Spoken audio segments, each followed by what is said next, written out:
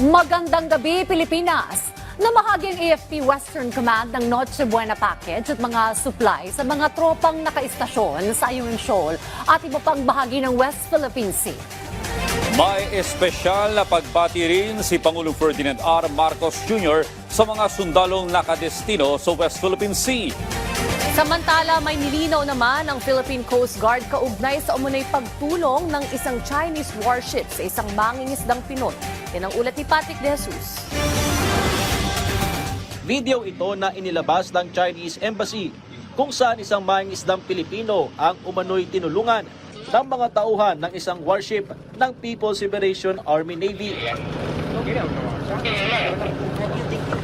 Makikita dito ang pag-abot ng ilang pakete ng biskwit at bote ng tubig sa mangingisda na nakaranas ng aberya sa kanyang bangka dahil sa engine failure. Kinilala ng Philippine Coast Guard ang naturang humanitarian gesture kung saan kalaunan naman ay rumesponde ang kanilang barko na BRP Cape San Agustin. Pero may ilang naging paglilinaw sa insidente na nangyari 71 nautical miles mula sa Silangin Island, Zambales. Ayon kay PCG spokesperson for the West Philippine Sea, Commodore J. Tariela, taliwas sa naging pahayag ng PLA Navy. Walang naging koordinasyon sa kanila patungkol sa kondisyon ng mangingisda na kinilalang si Larry Tomalis. Ligtas ding nakadikit ang kanyang bangka sa isang payaw at hindi totoong 3 araw na itong stranded sa dagat dahil wala pang 24 na oras nang matuntun siya ng mother boat at ng PCG mula nang pumalaot noong December 24 ng hapon.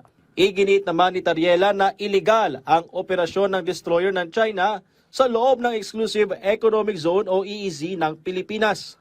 Umaasa ang opisyal na sa halip na gamiting propaganda ng China, maiging magsilbi itong pagkilala sa karapatan ng mga mangingisdang Pilipino na maghanap buhay sa Bajo de Masinloc at iba pang bahagi ng West Philippine Sea. May hatid namang pamasko sa mga tropang nakaistasyon sa BRP Sierra Madre sa Ayungin Shoal sa isinagawang sustainment mission noong December 23. Sa panguna ng AFP Western Command, dinala ang Noche Buena Package at iba pang mga kinakailangan na supply. Hindi rin pinalagpas ang Budel Fight bilang tanda ng pagpapalakas sa moral at camaraderie ng mga sundalong nagbabantay sa West Philippine Sea. Nagkaroon din ng medical check-up sa mga tropang nasa BRP Sierra Madre para matiyak ang kanilang magandang kalusugan at kahandaan. Bukod sa Ayungin Shoal, inikot sa misyon ang iba pang features kabilang ang Pag-asa Island, Panata Island, Rizal Reef, Kota Island, Parola, Lawak, Likas at Patag Island. Kilometro ang layo mula sa tahanan kung saan ang alon ay hindi natutulog. Nagpaabot naman ng espesyal na pagbati si Pangulong Ferdinand R. Marcos Jr. para kilalanin ang sakripisyo ng mga sundalong malayo sa kanilang pamilya upang protektahan ang karapatan at soberanya ng bansa. Kayo ang nag-hold ngayon ng front line ng depensa ng Republika ng Pilipinas. Kanyang kahalaga ang inyong naging trabaho. At you have fulfilled your mission with commitment and with honor and with professionalism. Kaya't magpapasalamat ang buong Pilipinas sa serbisyo ninyo. Merry Christmas! Kasabay ng pagbati ng maligayang Pasko, tiniyak ng pamahalaan ang patuloy na suporta sa mga tropang ginagampanan ang kanilang tungkulin sa West Philippine Sea. Iniisip kung paano kayo matulungan na patupad ng ating sagrado na misyon na huwag bumigay sa harap ng mga kalokohan na ginagawa ng mga Chinese sa atin.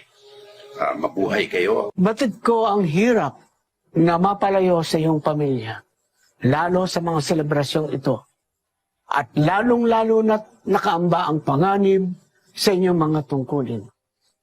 Ngunit sana ay hindi kayo magsasawa o mapapagod na magsilbi sa ating bayan at sa kabila ng mga sakripisyong ito. Malaki ang tulong na naibibigay ninyo sa kapayapaan ng ating bansa. Kaya't ipagpatuloy ninyo ang magandang ginagawa ninyo dahil ang ating mga kababayan ay umaasa sa inyo upang madepensahan natin at maitaguyod ang soberenya ng ating bayan. Hangad din namin ang inyong masayang pagdiriwang ng Kapaskuhan kasama ang ating mga magigiting na mga mandaragat at mandirigma sa isla ng Kalayaan Island Group. Muli, ako ay nagagalak at tayo ay nagkita-kita itong nakaraang araw. Patrick De Jesus para sa Pambansang TV sa Bagong Pilipinas.